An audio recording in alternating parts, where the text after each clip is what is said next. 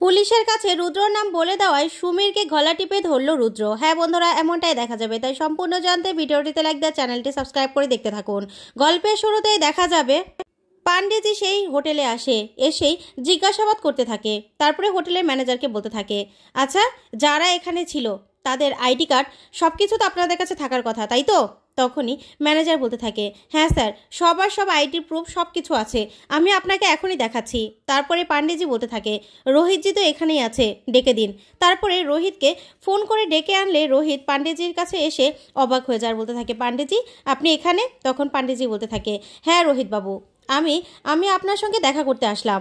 আসলে যারা ফুলকিকে মেরে ফেলার চেষ্টা করেছিল, মতলব ছাদ থেকে ফেলে দেওয়ার চেষ্টা করেছিল, তাদের খোঁজ আমি পেয়ে গেছি। তখনই রোহিত বলতে থাকে, পান্ডেজি ওদের খোঁজ আপনি পেয়ে গেছেন? ওরা কারা কারা ওদেরকে ধরতে পেরেছেন? তখনই পান্ডেজি বলতে থাকে, না ওরা এখানকার নয়, ওরা দিল্লির নয়।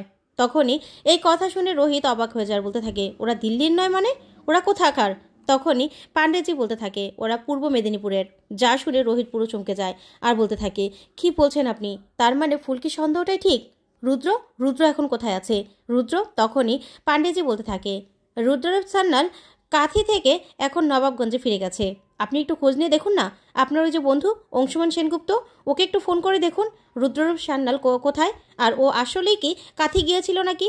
তখন রোহিত বলতে থাকে, তার এখনই ফোন করছি। তখন অংশুকে রোহিত বারবার ফোন করতে থাকে, কিন্তু ফোনে পায় না। তখন রোহিত বলতে থাকে, পান্ডেজি আপনি ইনভেস্টিগেশন করুন, আমি আমি রুদ্রর খবর নেব, আপনি চিন্তা করবেন না, আপনি আপনার কাজ করুন। তখনই পান্ডেজি বলতে থাকে, ঠিক আছে রোহিতজি, আমি সব রকম চেষ্টা করছি। ফুলকিকে মেরে ফেলার চেষ্টা করা হয়েছিল, ওদেরকে আমি কিছুতেই ছেড়ে দেব না, সব প্রমাণ আমি খুঁজে বের করব। তখনই রোহিত এই কথা শুনে এক দৃষ্টিতে তাকিয়ে থাকে। ওইদিকে দেখা যাবে অংশু আর পারমিতা একটা রেস্টুরেন্টে যায়। তখন পারমিতা বলতে থাকে, অংশু এখানে নিয়ে আসলে কেন? তখন অংশু বলতে থাকে, পারমিতা এখানে আরেকজনও আসবে। তখনই পারমিতা বলতে থাকে, কে আসবে? তখনই একজন মহিলা আসে, যে কিনা একটা এনজিও চালায়। তখনই অংশুমানকে দেখে বলতে থাকে, অংশুমান সেনগুপ্ত, এই যে আমি। তখনই অংশুমান বলতে থাকে, ও হলো পারমিতা।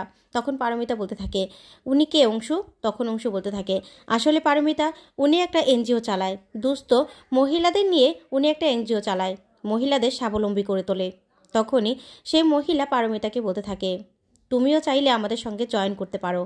তখনই পারমিতা অবাক হয়ে যায় আর বলতে থাকে, কিন্তু ম্যাম আমি তো কিছুই জানি না এগুলোর। তখন সেই মহিলা বলতে থাকে, চিন্তা করবে না, তুমি আমাদের সঙ্গে থাকতে থাকতে সবটা শিখে যাবে, তুমি শুধু আমাদের সঙ্গে এনজিওতে জয়েন করো। যা শুনে পারমিতা খুব খুশি হয়ে যায় আর বলতে থাকে, সত্যি আমি এনজিওতে জয়েন করব? তখনই সেই মহিলা বলতে থাকে, হ্যাঁ আগে এনজিওতে জয়েন করো, তারপরে অনেক কথা হবে, ঠিক আছে অংশুমান সেনগুপ্ত, আমি এখন তাহলে চলি। এই বলেই সেই মহিলা চলে যায়। তখন তো পারমিতা খুব খুশি হয়ে যায়, বলতে থাকে, অংশু এটা তোমার প্ল্যান ছিল তাই তো? হঠাৎ করে আমাকে এনজিওতে চাকরির ব্যবস্থা করে দিলে কেন? তখন অংশু বলতে থাকে, দেখো পারমিতা, তুমি তো বাড়িতে সবসময় একা থাকো, আর তাছাড়া এটা একটা ভালো কাজ, তাই আমি মনে করি যে এই কাজটা করলে তোমারও খুব ভালো লাগবে। তখনই পারমিতা খুশি হয়ে যায়, বলতে থাকে, সত্যি অংশুমান, তুমি আমার মনের কথা সব কিছু বুঝতে পারো। তারপরে দেখা যাবে অংশু বসে আছে। তখনই ফুলকি অংশুকে ফোন করে। ফোন করলে ফুলকির ফোন পেয়ে অংশু খুশি হয়ে যায়, বলতে থাকে, কি ফুলকি তুমি কেমন আছো? তখন ফুলকি বলতে থাকে, দাদা আমি তো একদম ভালো আছি, জানো রোহিত স্যার আমাকে খাইয়ে দিচ্ছে, আদর করছে, আমার সেবা যত্ন করছে, আমি তো খুব ভালো আছি। তুমি কেমন আছো বলো, আর পারদি কোথায়? তখনই অংশু বলতে থাকে, পারো একটু ওয়াশরুমে গেছে। তখনই ফুলকি বলতে থাকে, আচ্ছা সামনে তো ভালোবাসা দিবস আসছে, তুমি পারদির জন্য কোনো গিফট কিনেছো তুমি? তখনই অংশু বলতে থাকে, আচ্ছা ফুলকি তুমি কি এটা জানার জন্য ফোন করেছিলে? তখন ফুলকি বলতে থাকে, না না জানবো না, আমার দাদা ভাই আমার দিদিকে কি গিফট করছে, ওদের ভালোবাসা কতটুকু, এগুলো জানতে হবে না আমাকে? তখনই অংশু বলতে থাকে, ফুলকি আমি একটা পারোর জন্য শাড়ি কিনে রেখেছি, জানি না ও নেবে কিনা, আমি তো দিতেও পারি না জানো। তখনই ফুলকি বলতে থাকে, কি যে করো না। তারপরে অংশু বলতে থাকে, জানো তো আজকে পারমিতার একটা এনজিওতে চাকরির ব্যবস্থা করে দিয়েছে আমি। যা শুনে ফুলকি পুরো খুশি হয়ে যায়, বলতে থাকে, সত্যি? তাহলে তো এটাই তো বড় গিফট। তখন অংশু বলতে থাকে, হ্যাঁ তারপরেও। তখন ফুলকি বলতে থাকে, দাদা ভাই এবার কিন্তু তোমার সঙ্গে দিদির খোলামেলা কথা বলা দরকার, তুমি দিদিকে শাড়িটা দেবে, তারপরে দিদি পরে কিনা সেটা তুমি দেখবে, হয় এসপার না হয় ওসপার, বুঝতে পেরেছো? এভাবে আর কতদিন ঝুলে থাকবে বলো তো? তখন অংশু এই কথা শুনে অবাক হয়ে যায়। ওইদিকে রোহিত আসে আর এসে বলতে থাকে, পাকা ফুলকি দাস আবার কি উপদেশ দেওয়া হচ্ছে শুনি? তখনই ফুলকি বলতে থাকে, না না দাদা ভাই দিদির জন্য একটা শাড়ি কিনেছে, কিন্তু বরাবরের মতো দিতে সাহসই পাচ্ছে না, সেটাই বলছিলাম আর কি। তখনই রোহিত বলতে থাকে, অংশুদা তুমি কিন্তু এই পাকা মেয়েটার কথা শুনো না, তারপর আবার কেস খাবে। তখন ফুলকি বলতে থাকে, না আমার কথা শুনলেই না দাদাভাই ভালো হবে। দাদাভাই তোমাকে আমি যেটা বললাম সেটাই কিন্তু করবে। তারপর অংশু বলতে থাকে, আচ্ছা ঠিক আছে ঠিক আছে, এই বলেই ফোনটা রেখে দেয়। তখনই ফুলকি রোহিতকে বলতে থাকে, আচ্ছা স্যার এবার তো দাদার আর দিদির সম্পর্কটাও একটু ঠিক হওয়া দরকার। তখনই রোহিত বলতে থাকে, হ্যাঁ আস্তে আস্তে হবে তো ফুলকি, সবটা হবে, তুমি দেখো। ওইদিকে দেখা যাবে অংশুমান বাড়িতে গেলে পারমিতা অংশুর জন্য কফি বানিয়ে আনে। তারপরে বলতে থাকে, অংশু নাও বাড়িতে বানানো কফি, খেয়ে দেখো ভালো লাগবে। তখন অংশু বলতে থাকে, এটা কিসের জন্য? এনজিওতে চাকরি পাওয়ার খুশিতে? তখনই পারমিতা বলতে থাকে, হ্যাঁ মনে করো এটা গিফট। তখন অংশু বলতে থাকে, না তাহলে এই গিফটে চলবে না। তখনই পারমিতা বলতে থাকে, তাহলে? তখনই অংশুমান উঠে গিয়ে সেই শাড়িটা বের করে আনে, যে শাড়িটা পারমিতা বলতে থাকে, এটা কি অংশু? তখন অংশু বলতে থাকে, খুলেই দেখো না। তখনই পারমিতা সেই বক্সটা খুলে দেখে একটা শাড়িটা দেখে পারমিতা খুব খুশি হয়ে যায়, বলতে থাকে, শাড়ি? তুমি এত সুন্দর একটা শাড়ি কবে আনলে? তখন অংশু বলতে থাকে, এনেছি তোমার জন্য। তখন পারমিতা বলতে থাকে, আচ্ছা অংশু তুমি তো যাওয়ার সময় আমাকে নিয়ে যেতে পারতে, বলো তো? আচ্ছা এটা কি চেঞ্জ করা যাবে না? তখনই অংশুর মনটা খারাপ হয়ে যায়। তখন পারমিতার এই কথা শুনে অংশু বলতে থাকে, কেন পারমিতা তোমার কি শাড়ির কালারটা পছন্দ হয়নি? তখন পারমিতা বলতে থাকে, না না পছন্দ হয়েছে তো, শাড়ির কালারটা খুব সুন্দর, কিন্তু শাড়িটা না একটু পাতলা, তুমি তো জানো এরকম শাড়ি আমি পরতে অভ্যস্ত নই। তখনই অংশু বলতে থাকে, আচ্ছা পারমিতা সামনে তো ভ্যালেন্টাইন্স ডে, ওই দিনের জন্য তোমার জন্য এনেছি, আমাদের দিনটা কি একটু স্পেশাল করতে পারি না? তখন পারমিতা বলতে থাকে, অংশু তুমি তো জানো এই শাড়িটা আমি পরি না, এরকম শাড়ি আমি পরতে পারি না। তখন অংশু রেগে গিয়ে বলতে থাকে, আচ্ছা আমাদের জীবনে কি কখনো রং ছাড়াবে না, এভাবেই থাকবে? আমি তো কিছু বুঝতে পারছি না পারমিতা, এরকমই থাকবে বলো তো? আমার তো মনে হচ্ছে আমার জীবনটা এভাবেই কেটে যাবে।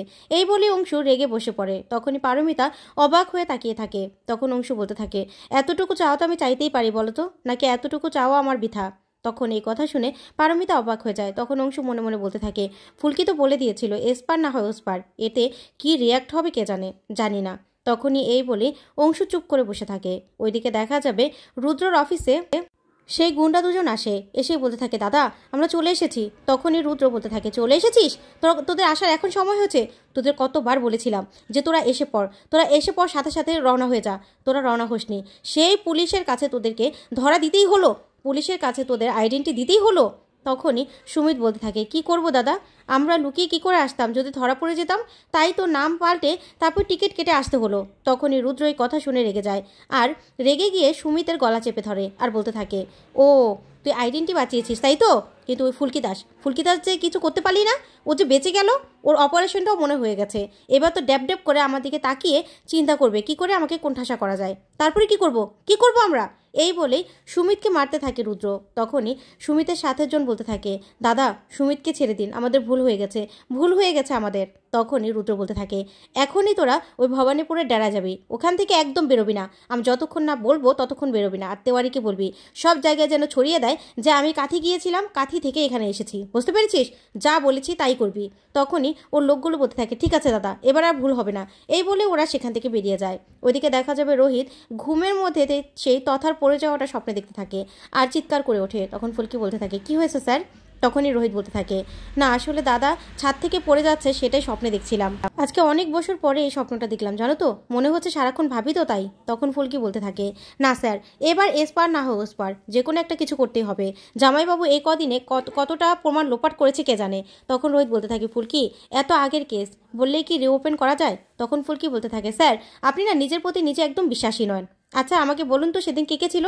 তখন রোহিত সবটা ফুলকিকে খুলে বলে, আর সবটা শুনে ফুলকি বলতে থাকে, স্যার আগে আমরা খাওয়া দাওয়া করবো চলুন, তারপরে যা করার তাই করব চলুন। এই বলে রোহিতকে নিয়ে ফুলকি বেরিয়ে যায়।